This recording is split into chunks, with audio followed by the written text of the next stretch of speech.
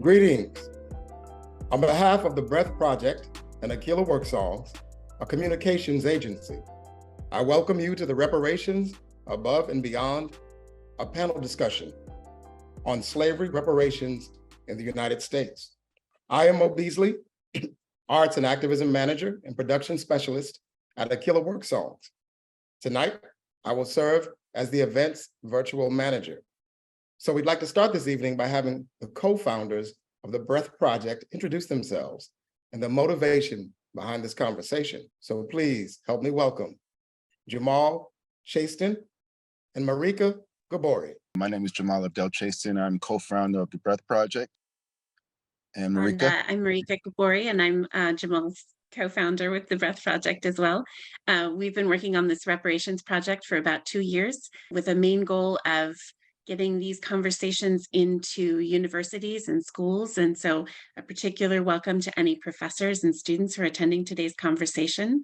Also, we'd love to just give a shout out to John Ray, a civil law attorney who's based in Chicago, who's been working on this material with us for over a year of putting together mock trial materials to get these into classrooms. And this conversation is a huge step forward in this event for us. And we're just really grateful to all the panelists and to everybody who's attending today. Yes, and this discussion is an extension or part of this multi-year project, which is known as the Reparations Project, which the Breath Projects, like Marieke said, started on about 1.5 years, 2 years ago. So that said, again, we're so thrilled to have the panelists here, all the participants and all the attendees, and we look forward to a deep and informative discussion. So before we bring on our moderator, I'd like to give you a little background on who she is. Tonight's moderator and producer, April R. Silver, founded AKILA WorkSongs, a public relations firm based in New York in 1993. Please welcome our moderator, April R. Silver. All righty. Good evening, family. Good evening, Mo. How are you? Welcome everyone to this important program. I'm very grateful to the moderators who you're going to meet in just a little bit. And I want to say a special thank you to Gamal and Marieke of the Breath Project, and make sure that they get their props, of course, for conceiving of this and then tapping me on the shoulder to see if I can pull together some important voices on this topic of reparations. So I can say buckle up. I can say to you all are welcome. I can say that we're going to have a conversation in this panel discussion, but there's also going to be an opportunity, of course, for your questions to be addressed toward the end. So this is a place where you definitely want to take notes. I think you're going to learn, we think you're going to learn a lot for sure. And we will share that this, as you know, is being recorded, and this conversation, this particular discussion will have a long life beyond this moment in time on this April 18th. It will be on YouTube rather immediately, so we can share with our family, with students, mentees, and such. So definitely enjoy, and let's get ready. I'll be doing some introductions of the panelists. You've seen their names. But before we really get started, it is important, we believe collectively, that we start this program by paying homage to those in the reparations movement who have been making sacrifices through blood, sweat, and tears, facing ridicule for when this topic was not popular. It wasn't a trending topic anywhere. This work goes back for centuries, this reparations movement and this examination of what it means to right the wrongs that have been done, particularly in the United States, to people of African ancestry. So in order to properly and in a very simple but meaningful way, we have to pay homage to our ancestors, and there's no better person to do so, from my understanding, than to bring on Chief Ayanda Clarke. So I want to first introduce who he is, for many who might not know, and just for the record, I'm going to do a microscopic reading of a little bit of his background, and then you'll understand why it's appropriate that we pay homage to our ancestors. So Chief Ayanda, the proper pronunciation is Chief Ayanda Ifadara Clarke, who we affectionately call Chief Ayanda, is a spiritual health counselor and healer and African traditionalist. He serves as an initiate of Ifa, an initiate of Orisha, and an initiate of Egungun, or ancestors. He is also a born and raised Brooklynite, who is a proud African man. Yes, he is a graduate of the Dalton School. Yes, he is a graduate of Wesleyan University, but bigger and deeper and more important than all of that, he is a man that knows his Africanness. He's a traditionalist. He is also the founder of the FADARA Group LLC, and he's the founder of the Brooklyn-based Ile Otorpon Sokun Ifa Temple, of which I am a member.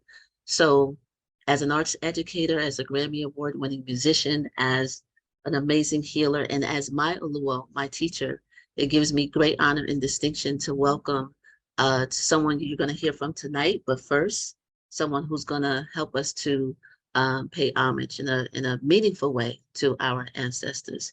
Chief Ayanda, it's so good to see you. Abro Aboye Aboshishe. Thank you, April. Thank you for the introduction.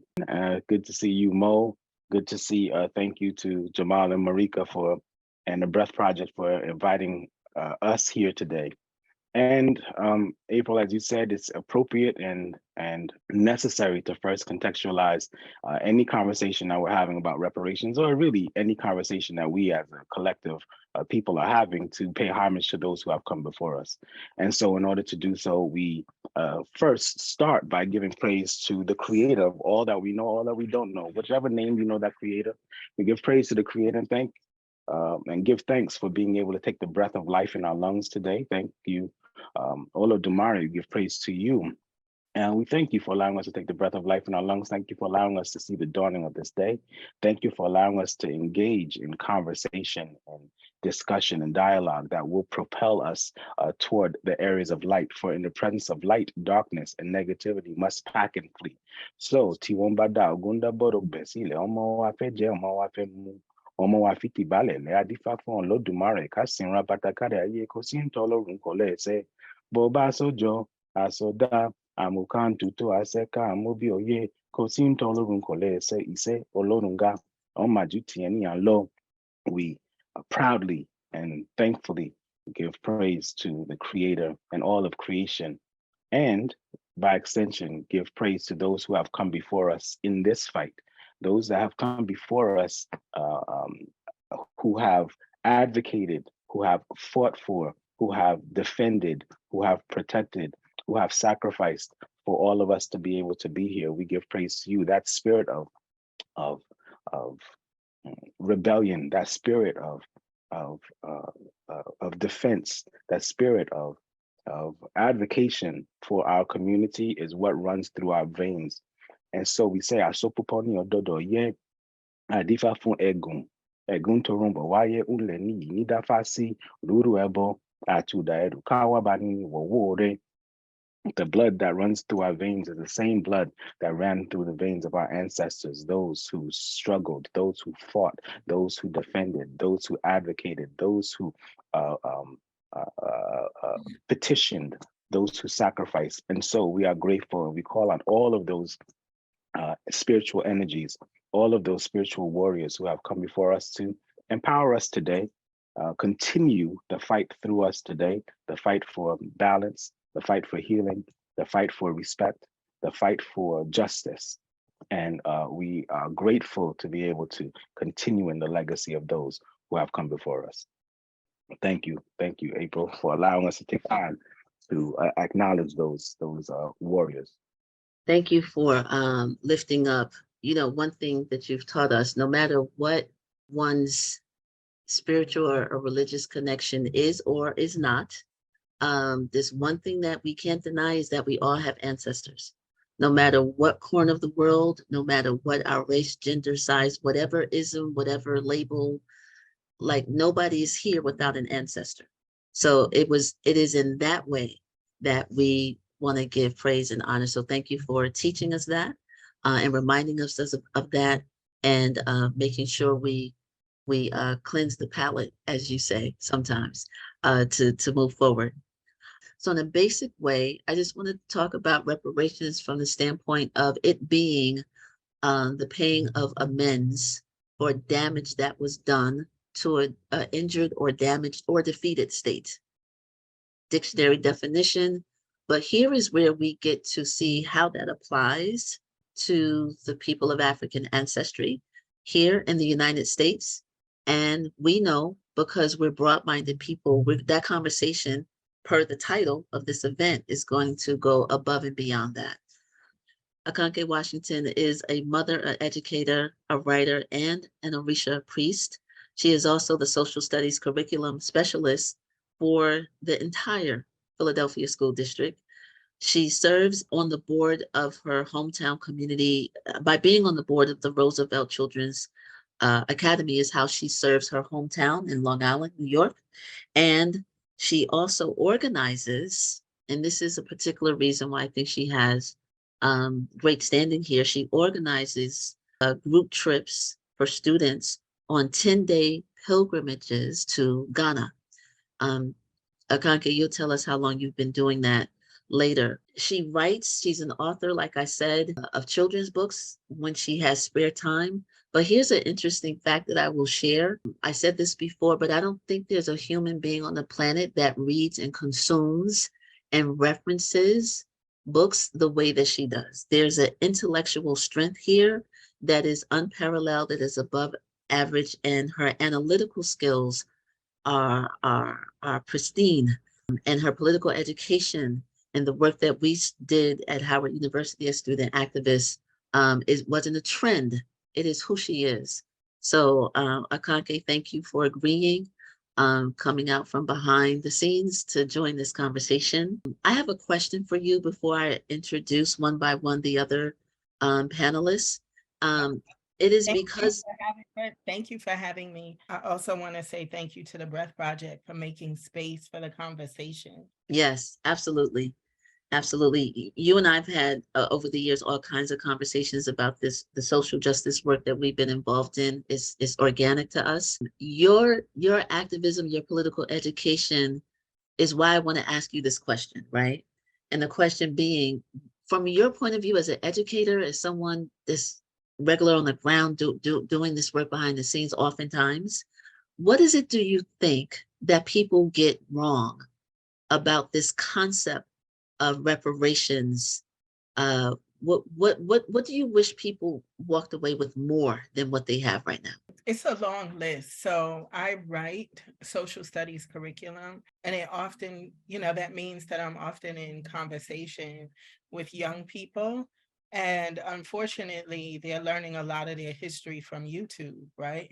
So there's a lot of chatter on YouTube around reparations and in the broader social media that focuses on closing the wealth gap, right? And reparations as a tool to close the wealth gap that was, of course, created because of the enslavement of African people, and then every system after that, Jim Crow, housing discrimination, job discrimination, and mass incarceration. And there's probably some other in there I could throw in there, right? But if we accept that reparations at the root means to repair, the damage is more than economic, right? The damage is much broader than the wealth gap, and closing the wealth gap doesn't address the systems that were put in place to create the wealth gap.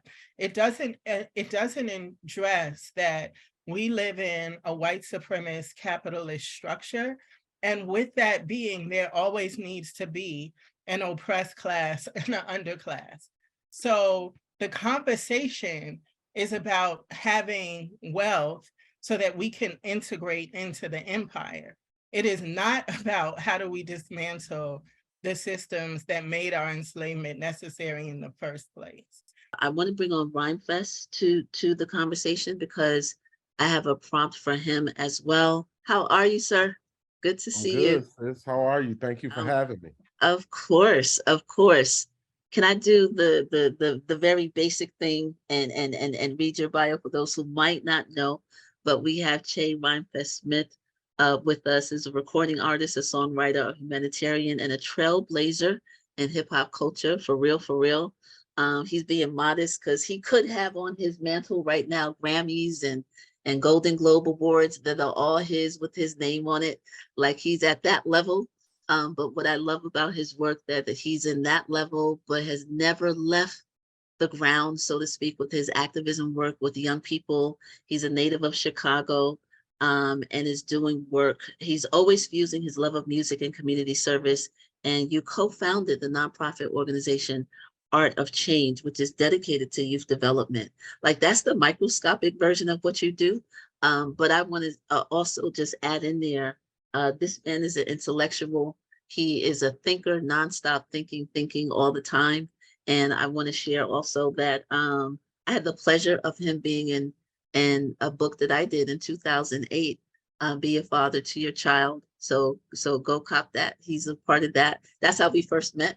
So thank you, sir, for bringing, you're about to drop some science, but I'm gonna ask you a very specific question. And you got to clean it up because I'm not an artist, so I'm gonna mess this up. But I heard that you said something along the lines of, you never heard of a thief giving refunds. So you got to clean that up and put then we'll go from there. Yeah, that's a bar from one of my projects getting ready to come out, honoring James Baldwin and Nikki Giovanni. And one of the lines I said was, I know we want reparations and that ain't charity, but if you get it, that'll be the last time we see prosperity. I never heard of a thief giving a refund. Ain't no reparations, just Section 8 and a Nissan. So, you know, what I meant by that is this. It's not that there's, to Sister Akanke's word, it's not that there hasn't been injustice and that there isn't pain or justice due. It's what can we use our energy to do that is productive to the majority of us experiencing our own power. So, you know, I think that to go to the person who stole the justice, who is currently stealing the justice, and try to redeem power or elicit some type of apology or empathy for what they are doing, have done and are doing as a system, not even as an individual person, but a system, I think could be a waste of energy when we could actually be taking the currency that we currently have and building something that surpasses what we perceive as lost. But what would you say to people who are like, pay me what you owe me? I think that is, you're thinking like a white supremacist. That's a capitalistic view of things. That is not of service, that is self-serving. And I think that when we go into the DNA of the global DNA of our people, we are hosts, we are gracious, we can't act like them and then get the results that we are to have as a blessing. They can't be our teachers. And I think that pay me what you owe me is it's like a the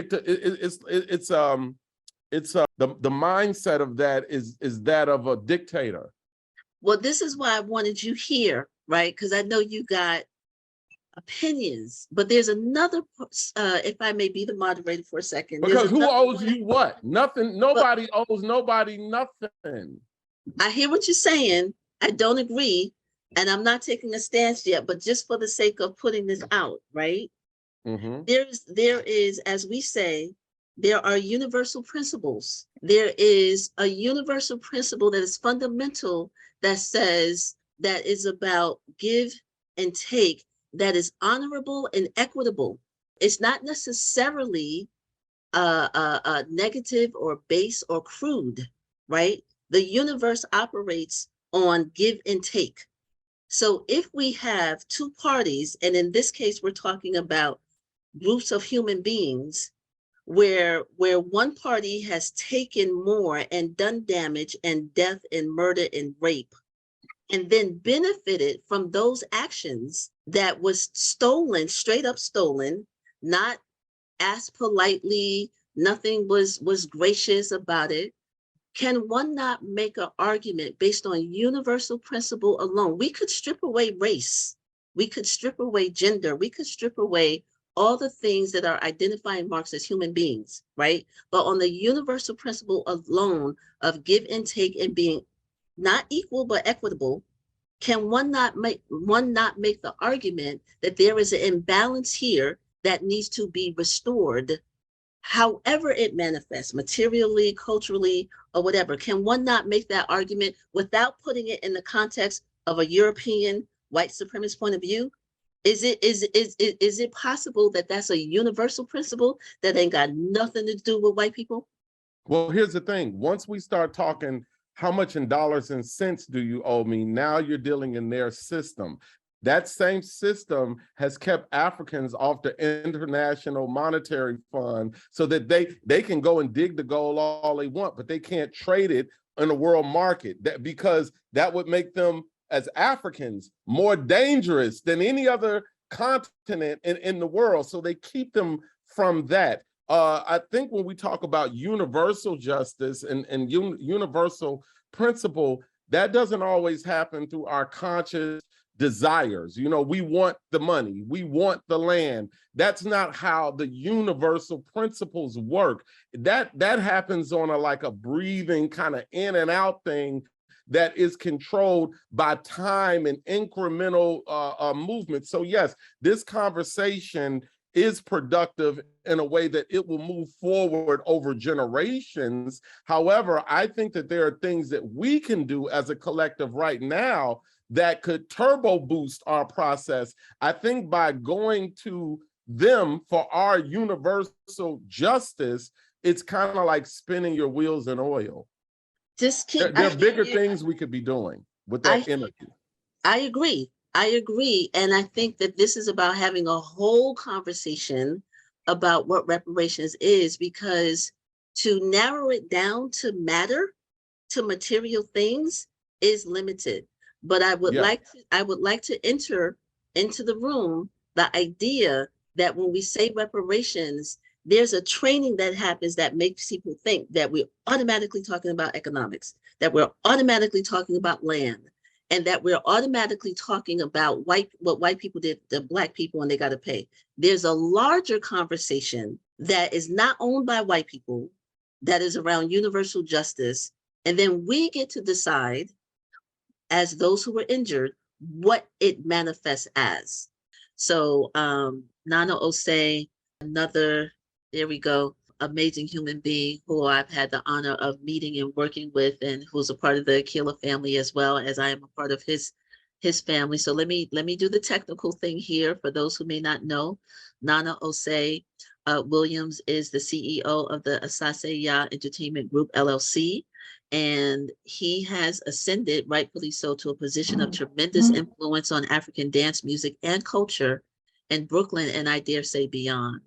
He oversees the day-to-day direction of all of the affiliate programs that range from dance and education, working with young people in the schools and beyond. He oversees that through the nonprofit organization. Nana Osei, how many years has it been now? This is year 22. 22. I thought I was right if I was to say more than 20. That organization is the Asase Cultural Arts Foundation. Born and raised in Brooklyn, son of two, one American-born, rebellious Mississippi-born Black nationalists, and his mother, who's an African spiritualist, and it is his parents that gave him the context, the understanding, the commitment, the devotion that he has that is embedded in his bloodstream, his commitment to African culture and the Black community. So that's just a small look into the work that he does with his amazing nonprofit institution. That is a blessing to us all. So Nana Osei, thank you so much for joining us. I know you got, we can't see him right now, but I know you got a posse behind you. Like, you know, you just represent big and large. So we just thank you for your work. I have a prompt for you, and you and I kind of talked about this a little bit offline. I think this was a really good segue, right? My question for you, is financial compensation enough for all of the harm that has been done to Africans in America? Share with us some things that you've shared with me in private, if you would, please? Since our conversation, I had a lot of thought about what we spoke about. You know, we get to slavery and we get to the things that were done, right? But let's take it back a little bit. When you research, right, it says that it was 12.5 million Africans that were brought on the ships. You know, that could be give or take, because who counted did they count every single African that was brought here, right? And then you can't say they counted when they got to America, because we are very aware that people jumped over shit, right? Like they jumped over. So you can't get the real numbers, right? But we got here in some kind of way, they convinced people that we wasn't Africans anymore, right? Some way that was convinced. And now you hear a lot of things about people not being Africans. I'm okay with that, because just like if you go to Ghana and you see the Akan people are not from Ghana, right? So they traveled from somewhere and got there, but when they got to the place that they was at, it now became theirs. That's us now, right? That's us. We are here. This is our land. We built it. We did so much, right? So to say monetarily, we could just get something for reparations, that's insane. Look what happened with the Louisiana Purchase. How much land was purchased through the Louisiana Purchase for France to say, we packing our stuff, we going back over here, right? So it could never just be the money, right? Because as this corporation goes, everything that's dealing with money is going to always be for the corporation. So those are some of the things that we can never really say, this is going to be how we get here. But it's some things that happened very recent in our time, in our lifetime, that I think the world needs to look at.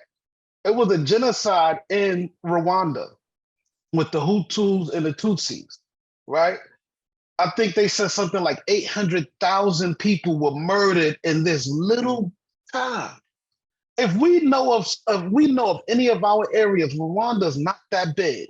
And when this genocide happened, it's not that big. So if we know of 800,000 people murdered in a little small space, right? They're just killing each other.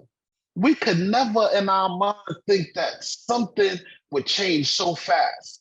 Now, if you look at Rwanda, they went to their culture and their tradition and they fixed it. The elders fixed it, right? And that's some of the problem that we constantly have with some of these issues, is that is really no elders that fix these things here, because it's usually driven over money.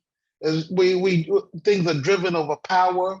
Things are driven over property. All of these different things is what things are driven over, right? But when you look at Rwanda, they say that Rwanda is one of the safest places in all of Africa right now. That's crazy. What was the genocide in 1994, I believe? From 1994 to 2023, you go from a place of killing 800,000 people. And some of those people dispersed, like some of the people that was doing things, they went to other countries, they had to set up in other places. But now this is the safest place in the world. But we're still going through so many things here in America that keep us backwards. But if we just do a little bit of research, not a lot, just a little bit of research, how many Fortune 500 companies are still reaping the benefits of slavery? How many Fortune 500 companies are putting presidents, senators, Congress, and all of these people into power? They're putting as much money as they can, putting people into power. So how could we even think like the money exchange will happen and that will affect the trauma that has happened? It doesn't equate, right? Because the money exchange will only get people a little bit off of the guard of what happened for all of this time, right? We can't talk about our great-great-grandparents that came here with a name that was changed, or with a culture that was changed, or a tradition, all of these things that we're trying to win back, right? We can't even, we have to think about the 80s of the crack era, right? That was that not as bad as slavery? The pushing the drugs in the communities, the killings of each other, the amount of money that was being given to 16 and 17-year-olds, driving fancy cars with all of the jewelry. And now it's kind of like promoted that that's the cool way to be, right? It's promoted because we're dealing with children every day. So when we're dealing with children, we can't even talk to them unless it's about money, or unless it's about some kind of power, or unless it's about what they will call clout. So I think that the bigger picture is a lot bigger than just the money, right? I want to bring on Erica, my dear sister, my fellow Howard grad. We on the battleground still at our beloved alma mater. So for those of you who might not know this wonderful young woman activist who I met just 2 years ago, let me just do a quick read of her short bio. Erica England is a strategic partnerships coordinator at Unemployed Workers United. She's from Raleigh, North Carolina, and from a West African immigrant background. Specifically, one of her parents is from Sierra Leone. That's a unique perspective that I was excited that could come to this table. Erica began her political journey, as I said, as a student activist at Howard University. She then joined the Bernie Sanders 2020 presidential campaign in 2019 as an operations manager in the national office, yes. And she's also worked with Senator Nina Turner. So again, super short bio for an amazing, committed, devoted activist who I've come to adore. So Erica, welcome. I would like to ask you, you've heard a lot, right? You get to weigh in, but I'm particularly interested in your work as a boots on the ground labor activist, right? Like that's a perspective that is unique from anybody here. And I'd like you to kind of weigh in on what you've heard, this notion from your perspective, is financial compensation enough? Like, what are your thoughts on that, please? Well, first, thank you for having me on. This conversation has been very eye-opening and I've learned a lot. And this is a topic that I feel like I'm continuing to learn about, something that I feel like I haven't really heard much about up until recent years. But when I think about reparations and if financial compensation is enough, I pull from just my background, for one, as you mentioned, as a recent college graduate, but also as a community advocate, and specifically in labor, activist and organizer as well. I think when I hear that question, there's a phrase that comes to mind, and it's that it costs to be poor. It costs to be poor. When you put a labor perspective on reparations, I think about communities of Black people that were burned to the ground or covered in water, that had thriving businesses, places to teach their children, families. And when we talk about all that's owed to Black people in this country, a check is simply not going to do. We have to dismantle systems that keep us in those positions. And I think specifically, there's a couple of examples and instances that come to mind, apart from just writing a check, because a check is definitely owed.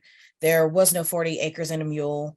We were kept out of a lot of things that would have generated generational wealth for us. I think of like the GI Bill that Black people were not able to take advantage of. I think of like Social Security, people that are left out of when Social Security was first implemented, folks that were left out of it, like farm workers and domestic workers, those groups of people specifically being made up of Black people. I think at one point they said it was like 60% during that time period when Social Security became a thing. Because we were left out of those systems historically, we have to dismantle and just reconfigure how we go about catching up with the racial wealth gap in this country. Catching up in reparations is the way to do that. But it looks different. There's different ways that we have to do that, because it has to address there are different sectors that it has to address. When I think about reparations, I think about disparities in education.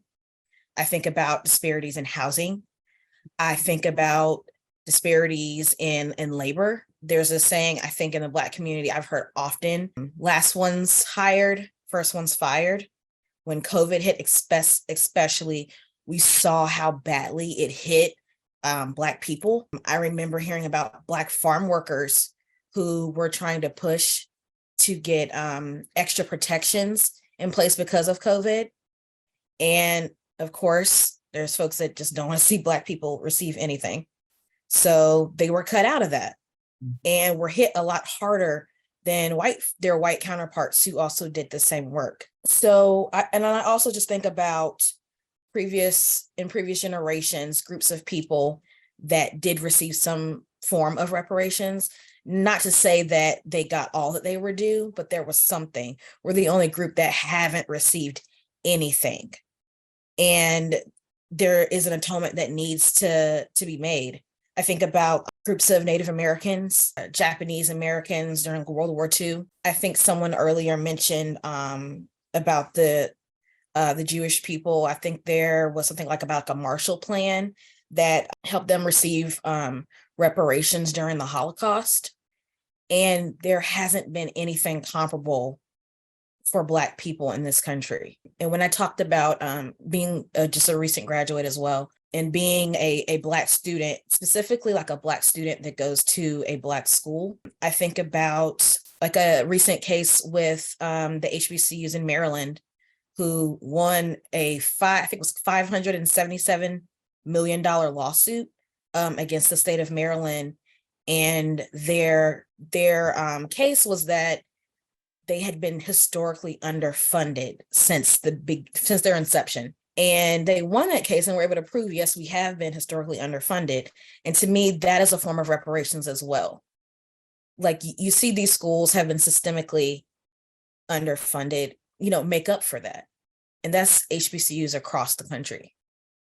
Yeah, you tied in a lot with that one, bringing in the different arenas and brought it back to that academic institution, which we need. I'm glad that you touched on the other groups in this country who have received reparations and pointed out how outstanding it is that we still here are trying to get people to even understand what that could mean for us, because I think the topic for some people is the butt of a lot of jokes, oftentimes, you know what I mean?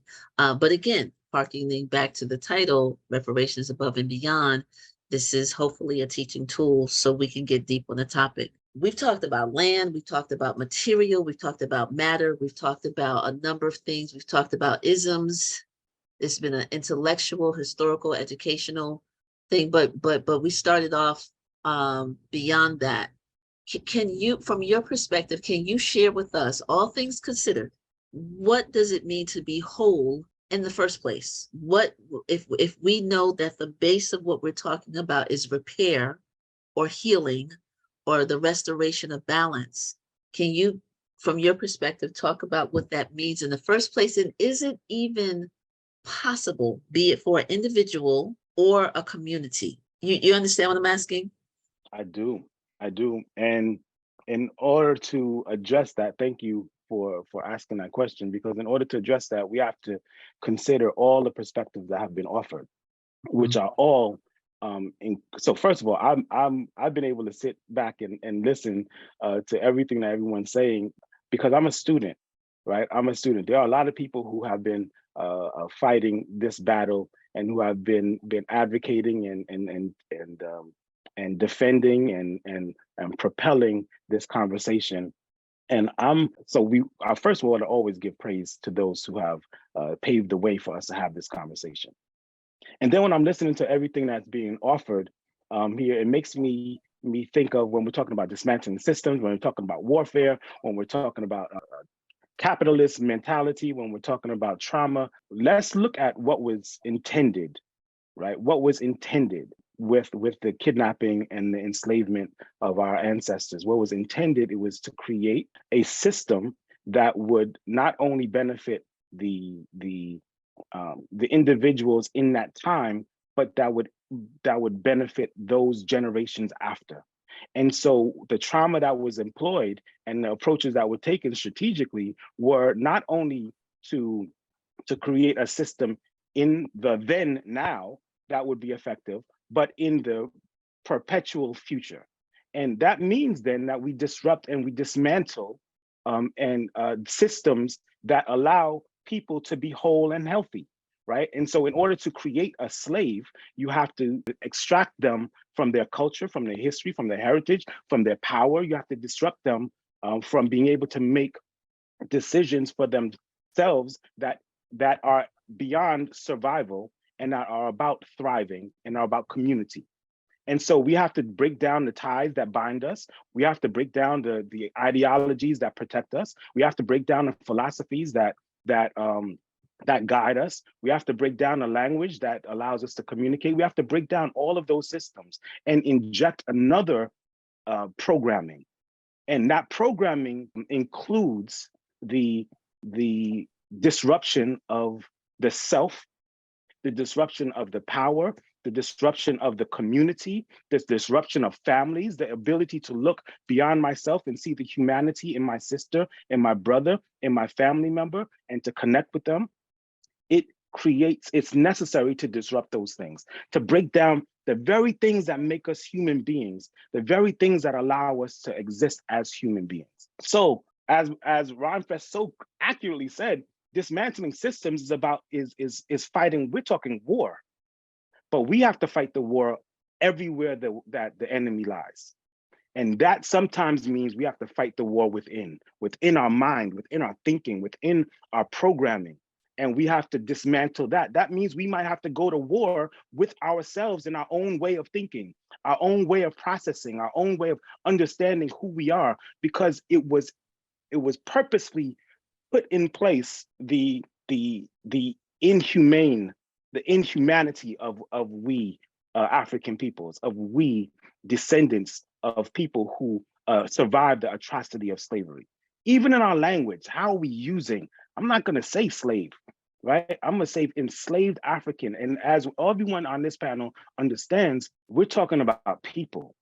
I'm inspired by Brother Hassan. I'm inspired by his ability to understand the value of freedom and connect to family. So when we're talking about all the other communities that receive reparations, yeah, they had a country, but what they had first and foremost was an identity, as an understanding of self, understanding of who they are. So to answer your question, April, what does it mean to be whole? What does it mean to be healthy? It means that we understand we have a culture, we have morals, values, aesthetics, we have systems in place that govern the way we choose to make decisions. What is valuable to us? What is important to us? What is significant to us? So it's real when Brother Hassan's like, don't you eat out too much. Oh, wait a second, you know what? Let me change that. I might have been programmed to think that meal that I can order on Grubhub or on Uber Eats is more valuable than the small pennies that I could give to my family away from, that benefits them and not necessarily me, right? Washing my car. Yeah, I like to have I like to have my car clean, but wait a second, what is the cost? What is the cost? And as Erica said, it costs to be poor. Poverty costs, right? Poverty costs. Why does poverty cost? Poverty costs because of the mindset. So if we can allow ourselves to see ourselves as rich, as wealthy, as powerful, first and foremost, in our minds, then we have the ability to allow that to work into all of our actions. So my work is about healing the self, right? Healing the self, healing individuals. One of doing the self work that we individually can do, because in order for us to have a movement, it has to first begin with the individual. And in order for it to begin with the individual is not outside of me. The individual is inside of me. And so I have to start with me. What am I doing that's making myself? How can I heal myself? How can I be whole? How can I be healthy? How can I make sure mind, body, and spirit is functioning properly and appropriately? right? That is important and necessary because the disruption of programming was such to disrupt mind, disrupt body, disrupt spirit, right? Let's disrupt those things. Let's create systems that allow for the continuous disruption of mind, body, and spirit within a culture, within a people, such they will continue to be enslaved to a degree, right? So this conversation that we're having about financial wellness and about a check, that's important. It's important to think about the financial resources that we have in order to make change. It's important to consider how we are going to participate in commerce on a global scale. It's important to do those things. It is equally important to make sure that when those checks come in, we know what to do with them. I know a lot of people that when they get a check, they don't use it wisely. Right, so it's not just about the check. What we can throw money. I love what Brother Rhymes said, that we got to sign an NDA because once that check comes, you can't complain anymore because you got your check, right? So now that's the end of the conversation.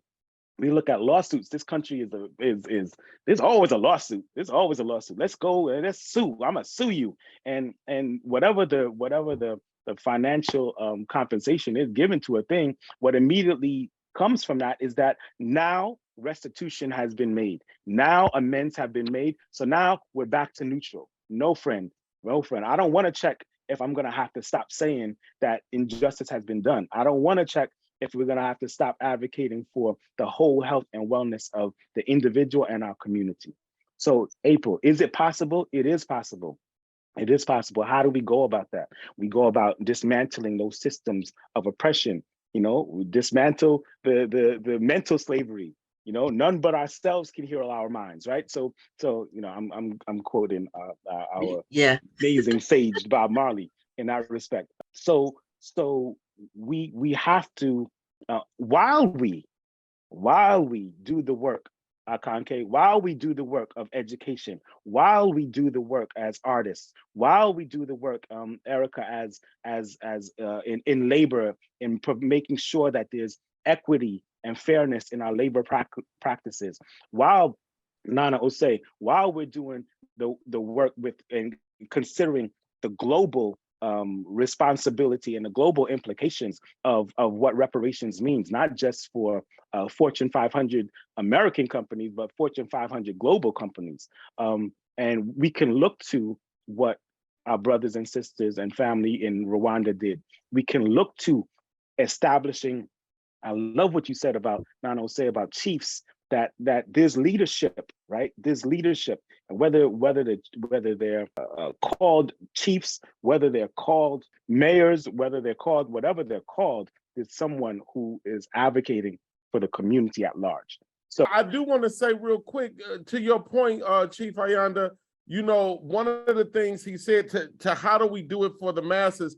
Hassan always says the journey that I just took is not for the weak. And a lot of people in Mauritania are asking me about the route that I took to get here, because what you'll never see in America is a Black Mauritanian. They're called Haratines. They underneath the, and so he said, I will not tell the people in my country the route because their minds are still weak, slave.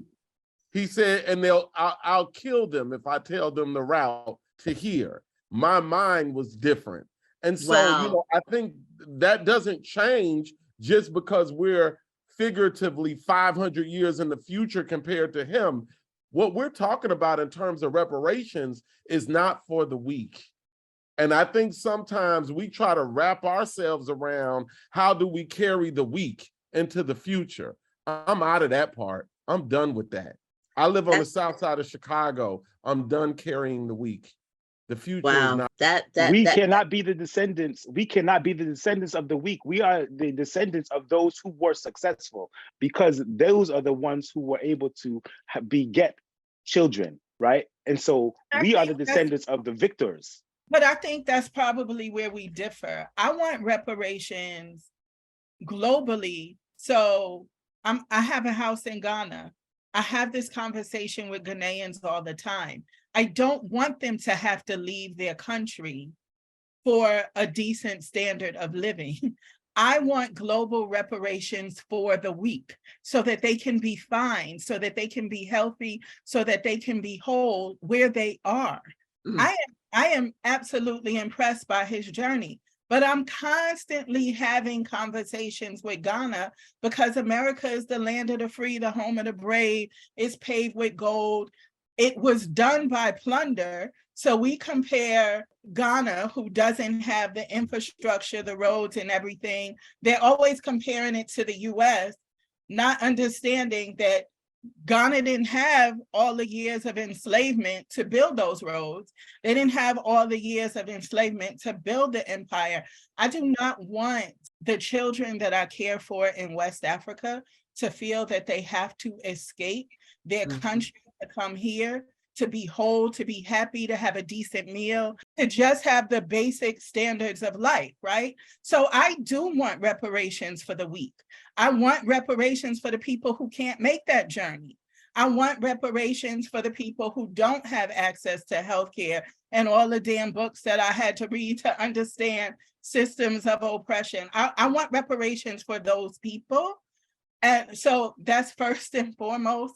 Second, I think it's multiple conversations going on. Baba Ayanda, I agree 100% that there is a mental, emotional, and psychological journey we have to do as individuals just to be whole, healthy on the planet.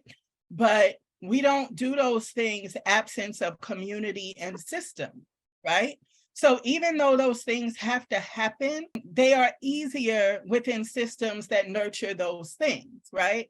I do not know a group of people who have overcome oppressive systems by just collectively working together to be happy and whole without addressing the systems of oppression that have disrupted their ability to be happy and whole to begin with.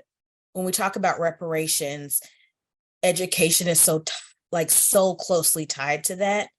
And we see like how education can pull a whole generation out of poverty just by, and not even just formal education.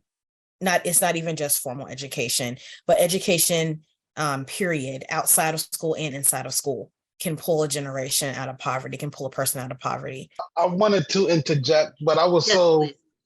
enjoying listening to the conversation and, just understanding other thoughts, because a lot of times the only thought that we really have is the thought that's in our head. But, as we get around other scholars, as we get around other, people that just have knowledge, we get to understand things on a bigger picture.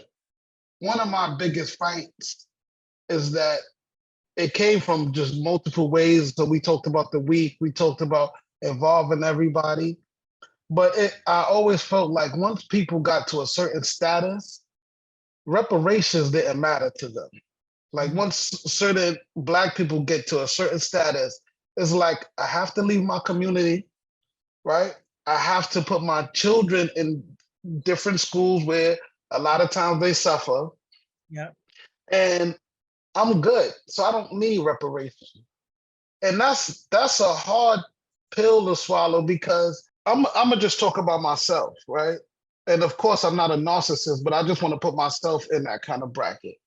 When me and my wife thought about what was the optimal neighborhood to live in, it's the neighborhood that we serve, right? It's the neighborhood we serve.